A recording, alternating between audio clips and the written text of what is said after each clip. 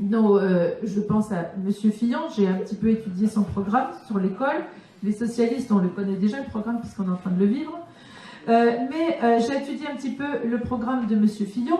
Donc, Monsieur Fillon dit, comme à l'époque d'ailleurs où il a été très succinctement ministre, voilà, 2004-2005, ministre de l'Éducation nationale, il a toujours dit retour aux enseignements fondamentaux. Il l'a dit, il le redit. Sauf que c'est François Fillon qui a finalement mis en place dans les écoles ce que l'on appelle le socle commun de connaissances et de compétences. C'est-à-dire, au lieu que vous ayez un bulletin, comme je le disais tout à l'heure, trimestriel, où dans chaque discipline, votre enfant a telle note, eh bien, le socle commun de connaissances et de compétences, c'est justement cette multitude, ça s'appelle des compétences, que nous devons évaluer, que les enseignants doivent évaluer. Et ce socle commun de connaissances et de compétences, c'est M. Fillon qui l'a mis en place, et bien sûr qui n'est pas prêt à y renoncer. Voilà.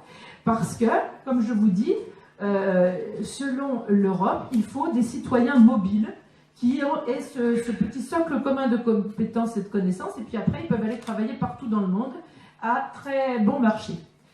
Et puis, M. Fillon parle beaucoup d'autonomie des chefs d'établissement. Alors, comme ça peut faire rêver l'autonomie en se disant, ben voilà, ça y est, au moins le directeur d'école, le chef d'établissement, il va pouvoir un petit peu faire ce qu'il veut dans son école, mais ça ne veut pas dire ça.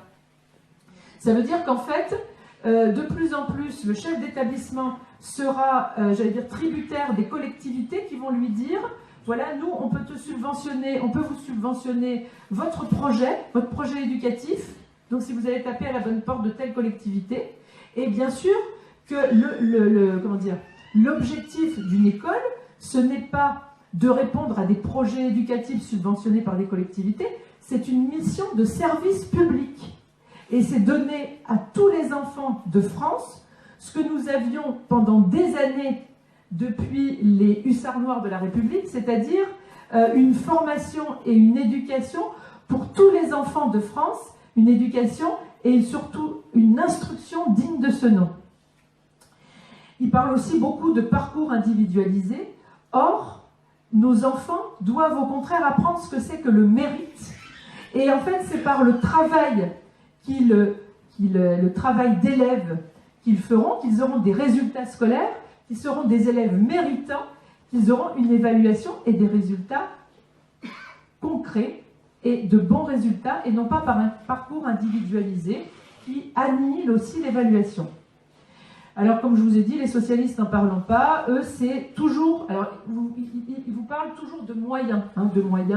Donc, les socialistes, c'est encore plus de maîtres que de classes. C'est-à-dire, vous avez des classes, mais il faudra plus de professeurs que de classes. Parce que là, pendant toute cette mandature, il nous a dit, François Hollande, que l'éducation nationale, ça allait être merveilleux parce qu'il allait créer 60 000 postes d'enseignants. Alors, premièrement, c'est pas vrai. Et deuxièmement, ce n'est pas le problème majeur. C'est pas le fait qu'il y ait une multitude de professeurs que vous allez avoir une école correcte. Le problème, c'est le problème essentiel de la dégradation du niveau scolaire parce que nous n'enseignons plus à l'école. Donc, c'est quand même ça le plus grave. Donc, je pense que j'ai fait le tour de l'essentiel, Alain, c'était voilà.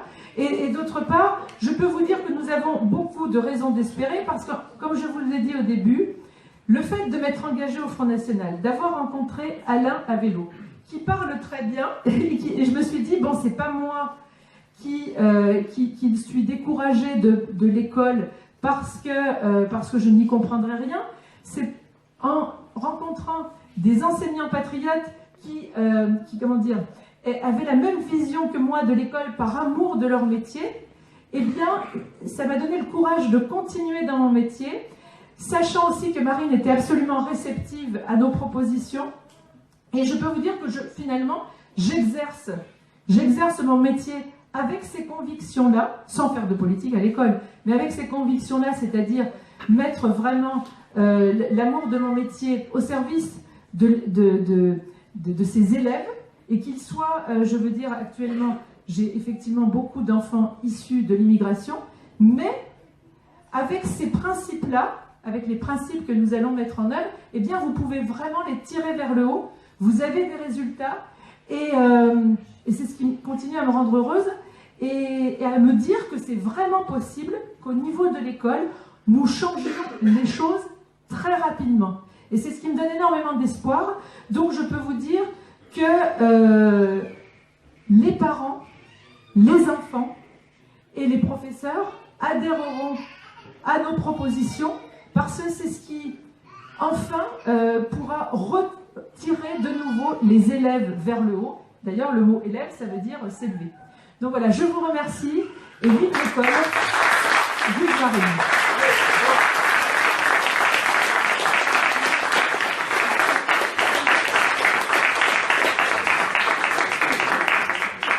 Merci beaucoup Valérie pour cet exposé qui est à la fois réaliste et donc qui dit des choses qui sont effectivement extrêmement inquiétantes, mais en même temps qui contient en germe des raisons d'espérer.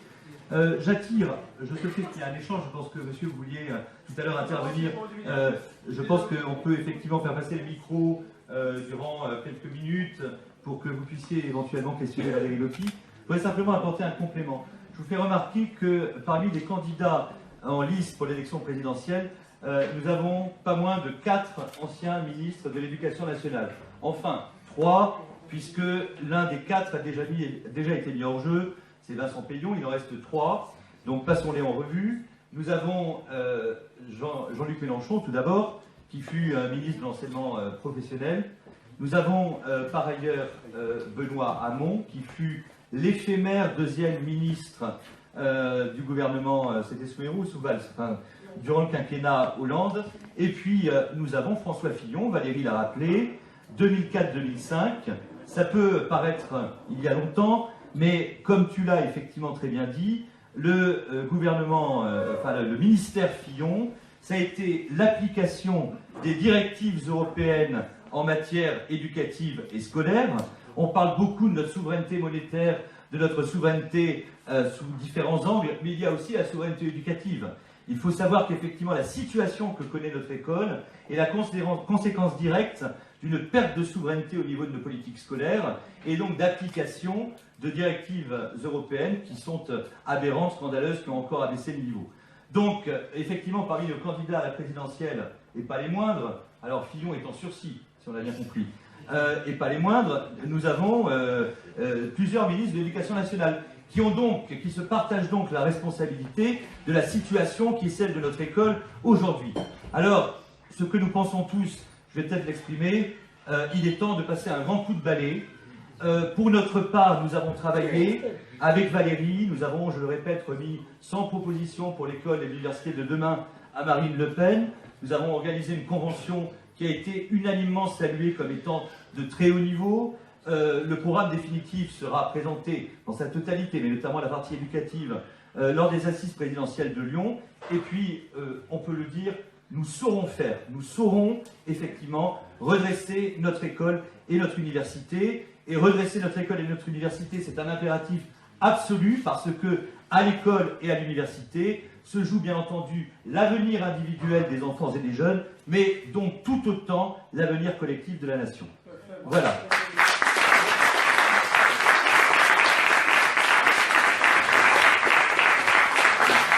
Donc je vous propose, le cas échéant, ceux qui veulent questionner Valérie Lopi, je vais me taire pour ma part, c'est elle l'invitée, sur son intervention, sur l'autre point, nous pouvons faire passer le micro. Je vais juste finir mon truc. Oui. Pour l'encourager.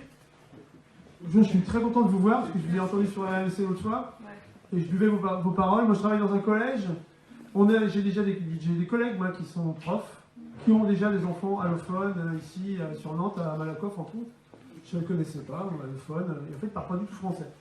Et que oui, la citoyenneté ne passera que par l'éducation nationale, et que si on n'a rien avant ça, on n'aura que des citoyens, excusez-moi du peu, de merde, parce qu'il n'y a pas d'autre mot, c'est que comme ça, et c'est que comme ça. Enfin, il faut bouger, quoi, il faut voter. Voilà, merci. Merci d'être là, bravo.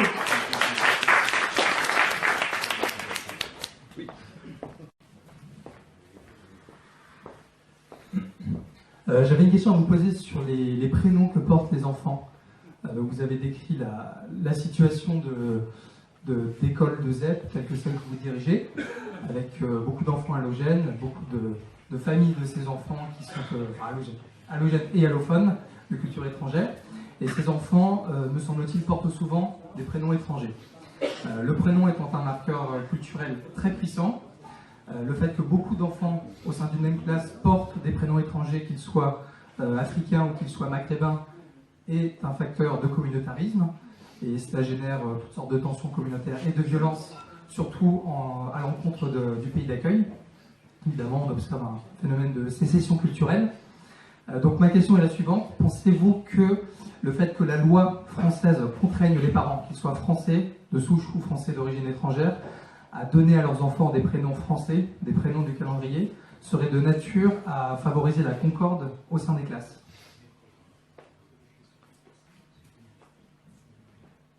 Alors, vous avez tout à fait raison, Ambroise, c'est ça? Ouais. C'est vrai que d'avoir dans une classe très peu de prénoms français, c'est un état de fait qui communautarise effectivement énormément la classe. Il ne me semble pas que ce soit possible de contraindre des familles à appeler leurs enfants par des prénoms, voilà, c'est quand même une liberté. Mais je pense que c'est déjà le fait que Marine déjà arrête l'immigration, d'autre part, faire respecter les règles de base. Et puis, encore une fois, moi, mes petits, j'ai des enfants donc de 10 ans, des CM2, ils adorent l'histoire de France. Donc ça veut dire que c'est, à un moment donné, l'adhésion à notre pays, au pays d'accueil, se fait, mais encore faut-il que ce soit nous qui voulions qu'ils adhèrent et qu'ils aiment notre pays. Mais aujourd'hui, les socialistes particulièrement, nous ont demandé de nous repentir. Donc comment voulez-vous faire adhérer des enfants ou même les adultes à notre pays? Parce qu'ils adhéreraient à quoi? Ils adhéreraient aux esclavagistes et aux colonialistes.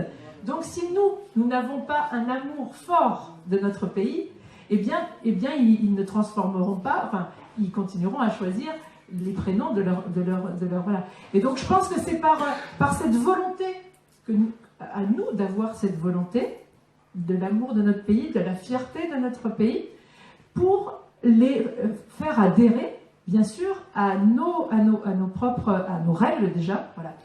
Et je vous dis, les enfants, si la maîtresse a ce sentiment justement d'aimer son pays, ben les enfants y adhèrent très rapidement. C'est ça qui est formidable justement. Moi, ils me font des drapeaux français sur leur cahier de dessin. Et donc, j'en suis ravie, bien sûr. Donc voilà. Donc je pense que là, pour le coup, ce n'est pas dans la contrainte, mais voilà, c'est dans notre volonté à nous. Et aujourd'hui, les élus, c'est ça qui est gravissime, les élus de l'exécutif, je parle, n'ont pas de volonté, ils se soumettent à la moindre... Voilà, ils se soumettent, donc forcément, c'est pas les familles, j'allais dire, qui, elles, vont donner l'exemple. Voilà.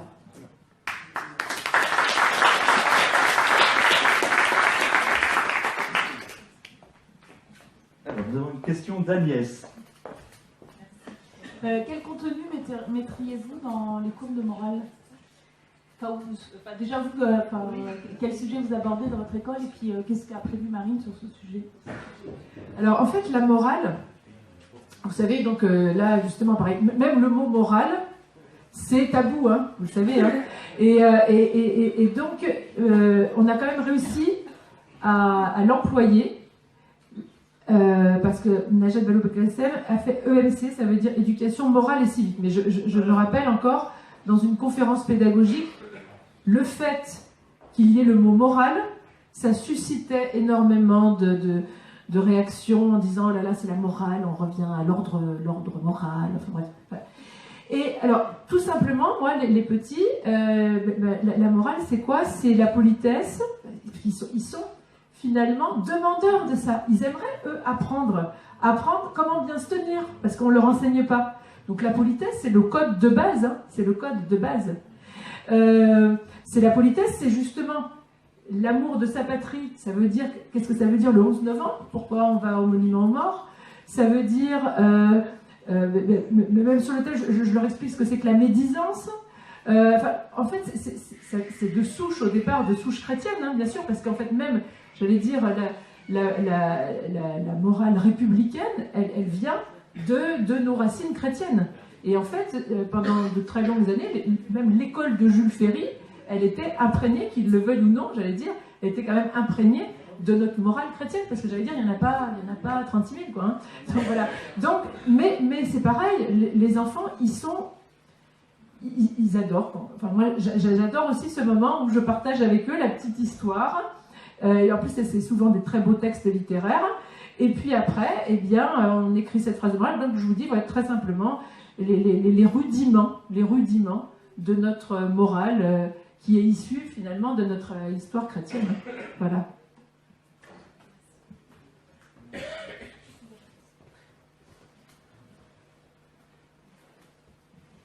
J'aurais voulu connaître exactement votre position concernant la place de l'anglais en fait à l'école primaire, quand on sait en fait que bon, les langues étrangères c'est très important pour l'évolution.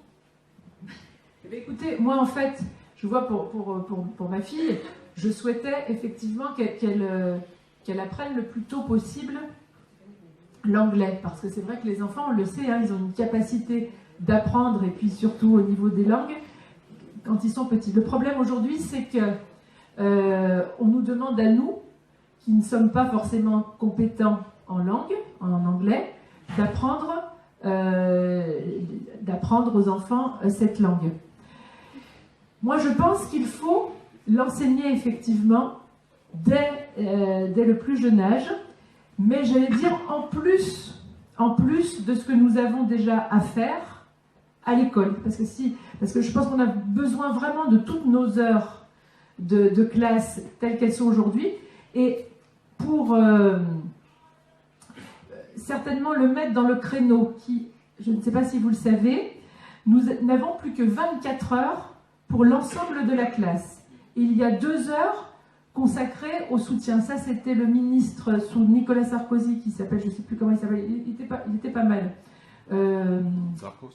Voilà, Darcos, qui nous a enlevé de façon hebdomadaire ces 2 heures pour l'ensemble de la classe, pour le mettre pour du soutien aux élèves. Mais en 2 heures, et en plus de ça, c'est semé sur tous les jours de la semaine. Ça n'a aucun sens.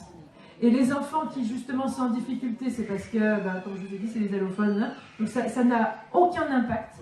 Et moi, je serais d'avis de remettre ces 2 heures pour justement la langue anglaise, mais avec des professeurs qui connaissent, qui sont de vrais professeurs d'anglais. Parce que c'est pas le professeur des écoles qui ne connaît pas particulièrement l'enseignement de cette langue qui peut le faire. Mais je suis favorable, et Marine aussi est favorable à ce que nous enseignions l'anglais dès le plus jeune âge, parce qu'on sait que c'est dans cette tranche d'âge que ça se fait. Mais en plus du socle, j'allais dire pas du socle parce que je ne suis pas en plus ce mot, mais enfin des enseignements fondamentaux, surtout de la langue française, de l'histoire et du calcul. Voilà, lire, écrire, compter, ça doit être essentiel et avec énormément d'heures, enfin les 24 heures, et puis l'anglais en plus. Voilà.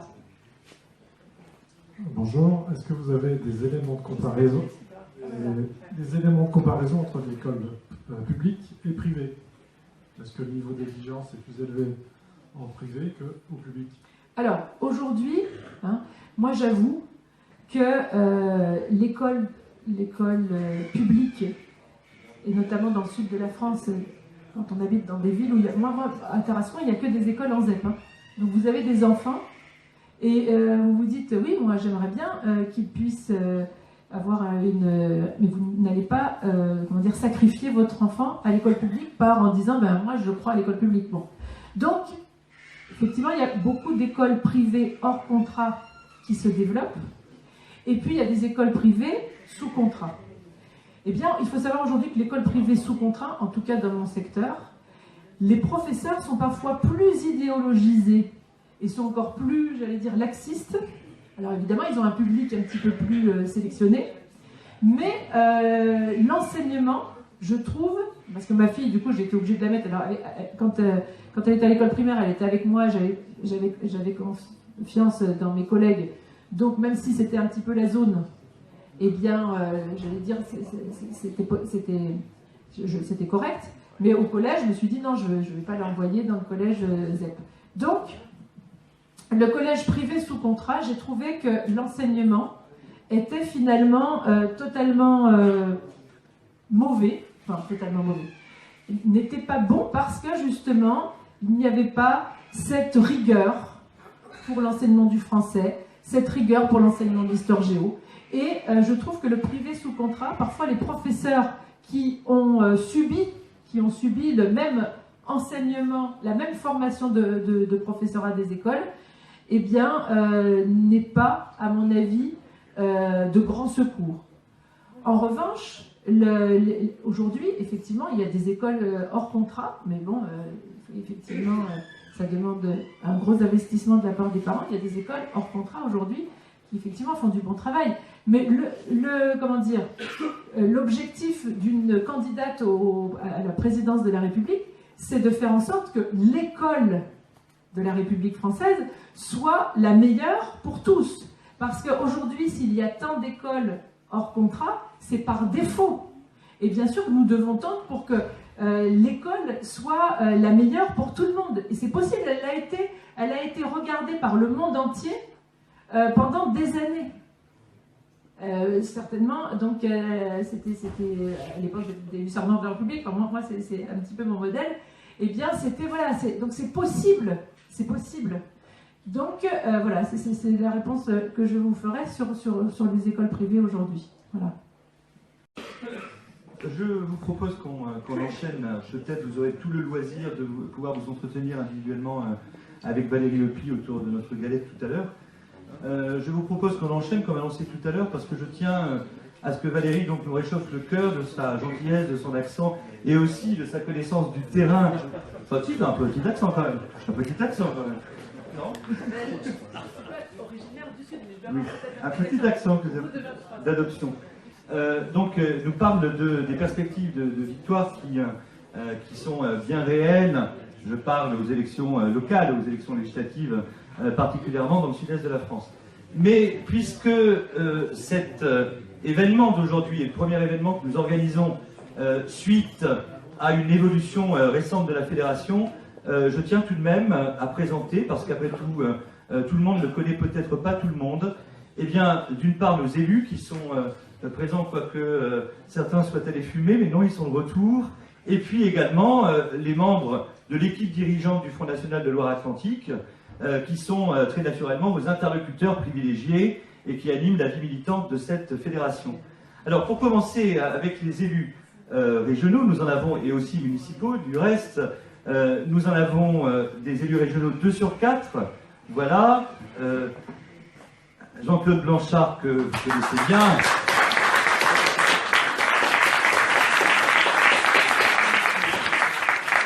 Donc, élu municipal par ailleurs de Saint-Nazaire, qui est bien connu et qu'effectivement on peut applaudir pour le travail colossal, magistral d'implantation de notre mouvement dans cette ville largement ouvrière de Saint-Nazaire. Et par ailleurs Brigitte Delette, qui est également élue régionale du département de la Loire-Atlantique. Allô ? Le destiné de cette fédération pendant tant d'années et dont nous devons tous avoir la conscience du travail d'implantation qu'elle a accompli à une époque où c'était beaucoup plus difficile qu'aujourd'hui. Elle me racontait il n'y a pas si longtemps, en me faisant l'amitié d'une invitation à déjeuner chez elle, qu'elle a porté les cartes de tous les nouveaux adhérents partout dans le département avec sa voiture. Il est très évident que le Front National de Loire-Atlantique ne serait pas là où il en est s'il n'y avait eu le travail de ses pionniers. Je crois qu'on peut applaudir effectivement, même si les réactions n'a pu venir aujourd'hui. Et puis Samuel Potier, par ailleurs, qui a mené la fédération à la bataille des régionales, qui était tête de liste départementale, donc pour les élections régionales, qui n'a pas pu non plus être présent aujourd'hui. Pour vous présenter à présent les membres du bureau départemental que je reconnais, alors vous signalez si je vous oublie. Nous avons parmi nous, bien sûr, Éléonore Revel, que vous connaissez bien également. C'est donc la secrétaire départementale adjointe. Nous avons Ambroise Sabatier, qui est secrétaire administratif de la fédération. Qui avons-nous d'autres? Alors, nous avons Arnaud Dorigné, qui est au fond debout, qui est le responsable du FNJ et par ailleurs responsable de l'implantation, à l'implantation et aux élections. Nous avons Amaury Lereillier, que vous pouvez aussi applaudir, qui est responsable de la communication et de la propagande. Vous le voyez, j'ai peut-être oublié quelqu'un, mais je ne le vois pas. Je vois Benoît, voilà. Et Benoît, que j'avais oublié, et c'est un regrettable actuellement qui est, parce que si nous nous retrouvons ici, c'est très largement grâce à lui, puisqu'il est donc responsable des manifestations, et il a réservé, il a trouvé ce lieu qui, je crois, est magnifique, hein, et dans lequel nous avons plaisir de nous rassembler. Gauthier Boucher, qui est derrière les appareils, en train de filmer tout ça, qui est responsable aux élus parce que c'est l'un des plus anciens élus du département. Il est élu de Saint-Nazaire depuis les municipales de 2014 avec Jean-Claude, et par ailleurs responsable de la communication numérique, ce qui explique qu'il ait des appareils électroniques là autour de lui. Ai-je oublié Agnès de la Coste-la-Raimondi, qui est fonction essentielle dans une fédération, et je la plains parfois face au travail colossal, au point que je lui ai proposé de se faire seconder, mais pour l'instant elle tient bon, qui est responsable des adhésions et du fichier, fonction absolument déterminante effectivement dans la fédération. Notre fédération, je crois qu'on peut le dire, est en ordre de marche. Il y a des gens qui ne sont pas là, mais l'action militante est coordonnée par quelqu'un d'assez jeune également, Charles, qui fait un travail remarquable. L'équipe est jeune, comme vous le voyez, mais les jeunes ont apporté et apportent leurs compétences. Je pense particulièrement au travail, je ne veux pas gêner quiconque en faisant trop de compliments publiquement, mais au travail que fait Amaury au niveau de la professionnalisation de nos contacts presse, ce qui est quelque chose d'absolument essentiel également. Par ailleurs, l'action militante est coordonnée par un jeune qui fait un travail parce qu'il maîtrise l'outil informatique et d'autres choses. Je sais bien que le militantisme, c'est autre chose que l'informatique, mais il importe pour que nous soyons en fait une véritable force de frappe, que nous puissions coordonner selon les zones géographiques de notre département, que nous puissions estimer très finement les tracts que nous distribuons, les affiches que nous collons, et en même temps le contenu de ces affiches et de ces tracts selon les secteurs géographiques. Il y a un travail qui est en train d'être accompli à ce niveau-là. Un mot, si vous le permettez, plus national, on va dire. Je compte évidemment sur ce genre d'événement pour mobiliser, c'est un terme que j'ai utilisé tout à l'heure, pour produire une sorte d'émulation militante. Certes, chacun donne selon son temps, c'est évident, également selon ce qu'il accepte être son degré d'exposition, mais nous devons bien entendu fonctionner à plein régime dans la période dans laquelle nous nous trouvons, parce que, on peut le dire, la présidentielle est gagnable. Oui. Elle est gagnable.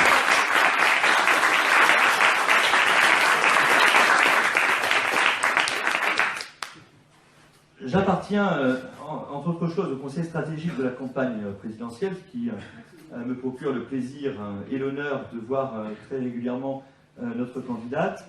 Je peux vous assurer qu'elle en est convaincue, que la présidentielle est gagnable. Elle en est convaincue.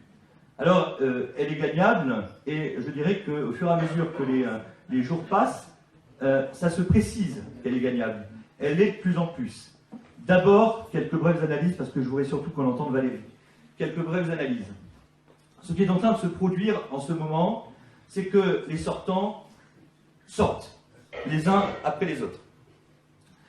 Ce qui exprime évidemment, s'il en était besoin, le degré de rejet des Français à l'égard de la classe politique. Nous avons un premier président de la République, ancien président de la République, qui a été sorti, Sarkozy, lors de la primaire de la droite et du centre.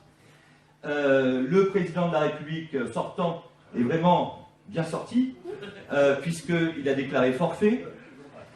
Maintenant, c'est au tour des premiers ministres. Voilà. Valls, selon toute probabilité, ne remportera pas la primaire de la gauche. Ce sera Hamon qui sera le candidat de la gauche. Hamon. Que rêver de mieux qu'Hamon? Hamon est une sorte de caricature. Hamon, Mélenchon, tout ça, ça va se neutraliser, bien entendu. Hamon va enlever des voix très certainement à Mélenchon. La gauche n'est même plus aujourd'hui un problème. Et puis, pour ce qui est de l'autre rive, si on maintient par facilité d'analyse les clivages qui sont décidément totalement périmés, si on regarde ce qui se passe à droite, vous voyez dans quel état de déliquescence est le système politique, au point que celui qui s'était présenté, qui a sans doute dû pour une part d'avoir été le gagnant de la primaire de la droite et du centre, qui s'était présenté comme un modèle de vertu, est en fait, comme l'a dit Marine, pas plus tard que ce matin je crois, quelqu'un qui manifestement n'est intéressé que par l'argent, au point qu'il a effectivement manifestement employé sa propre épouse, lui a donné un emploi fictif, idem pour ses propres enfants, dont il a eu par ailleurs le front de prétendre à la télévision qu'il les avait embauchés au titre de leurs compétences d'avocat, alors qu'il est apparu qu'il n'était pas même avocat à l'époque. Bon, alors, évidemment, tout ça est également totalement encourageant et réjouissant pour nous, parce que Fillon est en voie d'être totalement discrédité. Il a d'ores et déjà évoqué l'éventualité selon laquelle il ne pourrait se maintenir, parce que ce qui lui reste effectivement de vertu, c'est de dire que s'il venait à être mis en examen, il ne se présenterait pas, il ne maintiendrait pas sa candidature. Qui donc, la droite, va-t-elle pouvoir nous placer là en face comme adversaire? Quelqu'un qui sera lui aussi, dont la candidature sera lui aussi entachée par ce que l'affaire Fillon a très largement démontré. Alors, il est évidemment impossible de faire des diagnostics qui soient fiables, mais ce qui se profile quand même, c'est un duel Marine Le Pen-Macron. Eh bien, Macron, c'est le candidat rêvé. Macron, c'est le candidat rêvé parce que c'est l'archi-candidat du système. C'est le candidat emblématique de ce qu'est le système qui réalisera, qui est la synthèse entre la gauche et la droite, au point qu'il a des ralliements d'un côté et de l'autre. C'est le candidat du système qui sera donc, selon quelques probabilités quand même, face à la candidate patriote, à savoir notre candidate, et ainsi sera validée les analyses que nous faisons et qui ont aussi présidé à une certaine stratégie, selon laquelle il n'y a décidément plus de gauche et plus de droite, mais qu'il y a bien, d'un côté, les mondialistes, le système donc, inféodé aux instances supranationales, qu'elles soient européennes ou tout simplement internationales, et de l'autre côté, le camp des patriotes. Tout cela aura évidemment l'avantage de la clarté, et la raison pour laquelle, effectivement, cette présidentielle est gagnable, eh bien, c'est tout simplement parce que les Français n'en peuvent plus du système. N'en peuvent plus du système. Alors là, tout devient possible, bien entendu. On verra très certainement, et nous devons tous, effectivement, partager cet espoir. On verra très certainement, justement, le système entrer en turbulence à la faveur du premier tour, et au second tour, Marine Le Pen pourrait bien, et en mai 2017, devenir la présidente de la République.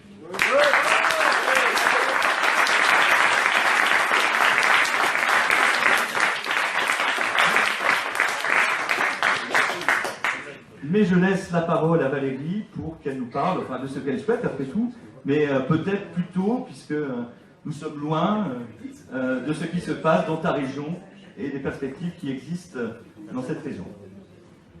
Alors, vraiment, ce que tu dis, Alain, bien sûr, je le partage parfaitement.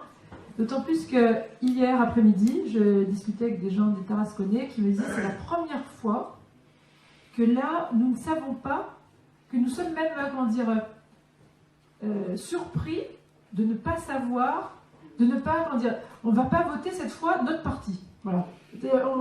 Et du coup, ça nous demande de vraiment nous pencher sur les programmes. Ça veut dire que les gens, aujourd'hui, vont faire la démarche d'aller vraiment voir le programme, parce qu'ils ne font pas confiance, à celui qui incarnait leur mouvement politique jusqu'à maintenant. Et donc, vous voyez, là, il y a de l'espoir. Et par conséquent, c'est vrai que sur le sud de la France, il y a un enthousiasme, il y a une ferveur pour le Front National où les gens sont totalement décomplexés de nous aborder, qui est peut-être encore pas le cas ici, mais enfin bon, quand je vois que la salle est remplie, et que, voilà, moi je trouve qu'il y a tout aussi pour vous encourager, parce que bravo aujourd'hui de rassembler autant de personnes qui ont envie de participer à ce combat qui est effectivement formidable. Alors, comme je vous l'ai déjà dit tout à l'heure par l'intermédiaire de l'école, les endroits où le Front National fait des scores exceptionnels, c'est aussi les endroits où nous avons pris en premier lieu tous les problèmes cruciaux et tous ces problèmes de submersion migratoire, parce qu'il faut bien savoir que les premières personnes qui viennent à nous, c'est souvent quand ils vivent vraiment personnellement cette submersion. Et c'est vrai qu'à Tarascon, pourtant le pays de Tartarin, qui fait rêver comme ça dans le livre d'Alphonse Daudet, hein, mais dans les lettres de Montmoulin, mais en fait aujourd'hui ça fait plus rêver Tarascon. Hein. Ça fait plus rêver Tarascon parce que je pense que nous sommes bientôt dans la minorité ethnique, non ? Et puis parce que effectivement les élus, comme je vous le disais tout à l'heure, les élus au pouvoir n'ont aucune volonté. Alors ils disent je voudrais bien mais je peux point. Et en fait ils n'ont pas de volonté.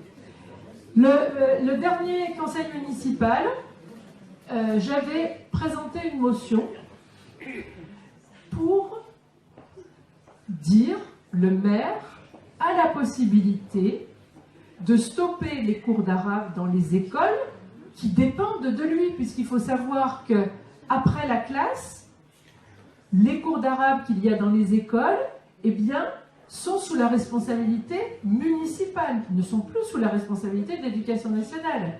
Donc, au maire de se saisir de cette responsabilité pour dire non, hors de question, moi je ne connais ni d'Ève ni d'Adam ce monsieur qui vient faire les cours d'arabe, donc il suffisait, j'allais dire, qu'il approuve la motion pour, c'est un maire LR pourtant, hein. Eh bien non, ils ont peur de je sais pas quoi, il a raconté qu'il y avait une loi, alors que le maire de Sifour-les-Plages, lui, a gagné son procès parce que le préfet, effectivement, n'avait pas accepté que ces cours d'arabe cessent, et le maire de Sifour-les-Plages a gagné, c'est-à-dire qu'il fait respecter le fait que c'est lui qui est responsable, donc il a arrêté. Donc tout simplement pour vous dire qu'avec des élus, aujourd'hui, au pouvoir, qui n'ont aucune volonté, qui n'ont que le discours, parce qu'ils disent « oh, bah, c'est pas bien qu'il y ait des cours dans mes écoles », mais c'est lui le maire. Voilà. Donc avec des élus qui n'ont pas de volonté, avec une déchéance de la ville où il n'y a plus l'âme de la Provence ni de la France. Voilà. Tout à fait. Et puis du coup avec tout ce que ça entraîne comme problème de délinquance, d'insécurité, etc., etc. Donc c'est vrai que c'est aussi dans des communes où malheureusement il y a une grande souffrance que les scrutins sont très bons pour nous. Alors, pourquoi il y a toutes les raisons d'espérer, et c'est qu'en 2012, sur ma circonscription, il y avait M. Michel Vauzel, qui est quand même un ancien garde des Sceaux de François Mitterrand, qui était président du conseil régional. Eh bien, en 2012, le Front National a fait 48,80%. Monsieur Michel Vauzel a failli se faire battre par la petite institut de Tarascon. Vous voyez ? Donc, du coup...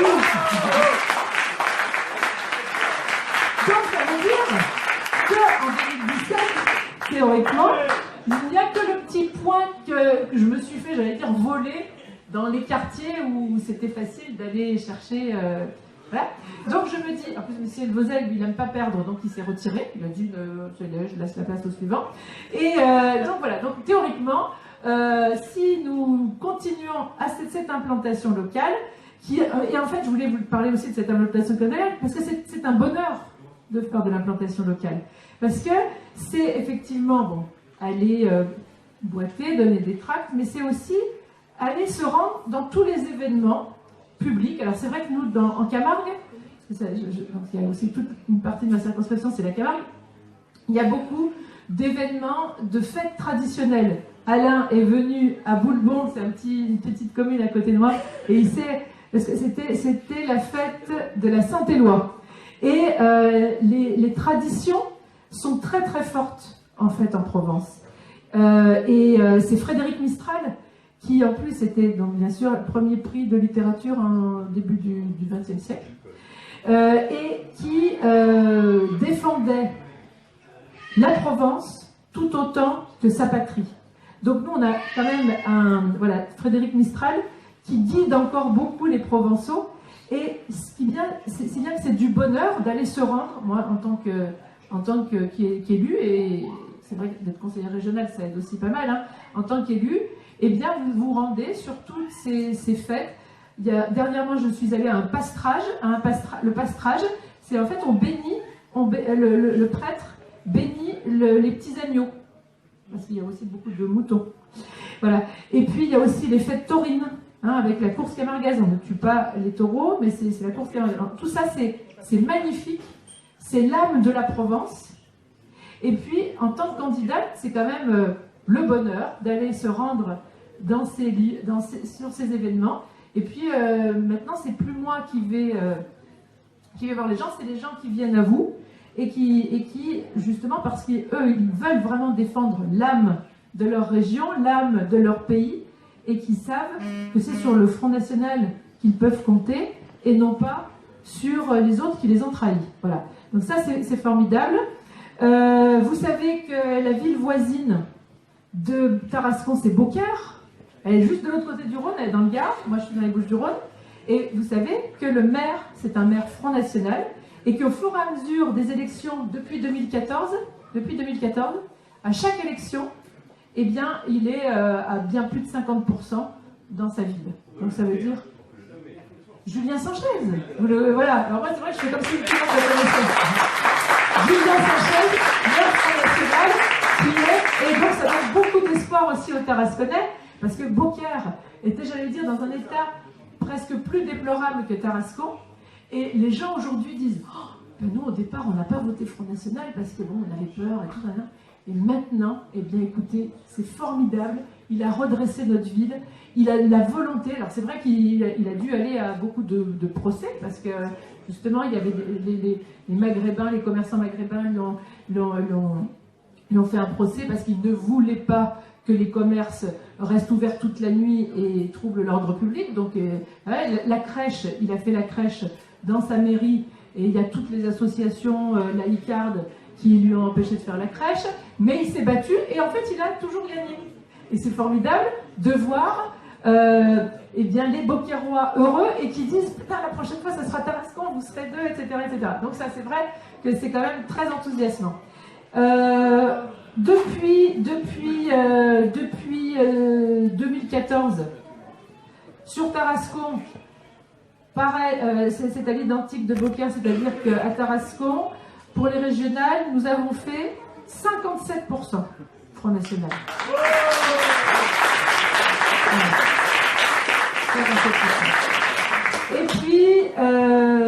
Et puis, ça veut dire qu'en assemblée, c'est-à-dire au conseil municipal, au conseil régional, ben, nous défendons ce que nous avons à défendre. C'est vrai que nous travaillons beaucoup, c'est-à-dire les dossiers au fond, parce que souvent nous nous apercevons, les élus doivent le voir, nous apercevons que finalement ceux de l'exécutif, ils suivent le mouvement sans vraiment travailler au fond, sans défendre vraiment leur ville.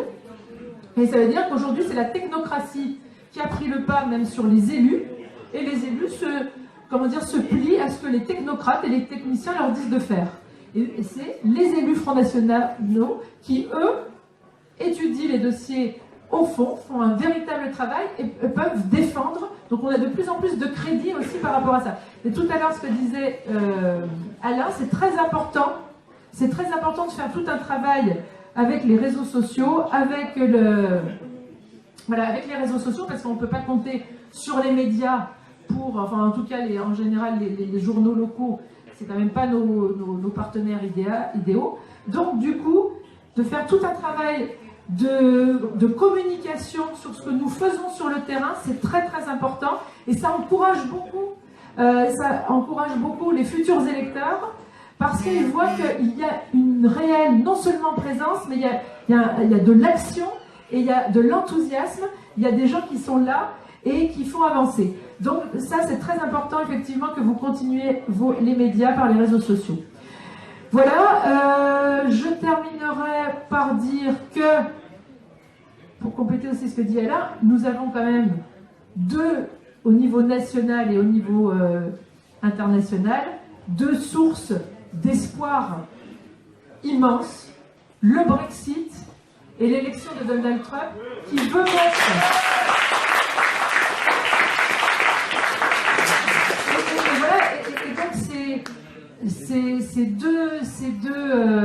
Ces deux engagements dans la souveraineté, c'est-à-dire le Royaume-Uni qui veut contrôler ses frontières, qui veut faire prospérer son pays, retrouver ses industries et aller de l'avant. Donald Trump qui a cette force aussi de dire voilà, je veux de nouveau l'Amérique d'abord, eh bien c'est formidable, nous on n'a plus qu'à faire la même chose.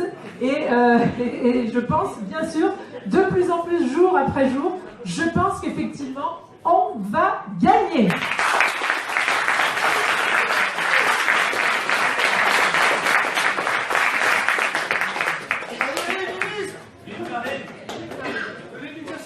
Merci beaucoup Valérie, merci beaucoup à tous. Je pense que à présent des contacts plus individuels effectivement vont pouvoir se nouer. Valérie, ce sera un plaisir, vous en doutez, de la gentillesse manifeste, de répondre à vos questions, de discuter avec vous. Je vous propose donc que l'on se retrouve à présent autour de la galette qui nous attend, qui est une magnifique galette, et je vous remercie encore pour votre présence aujourd'hui.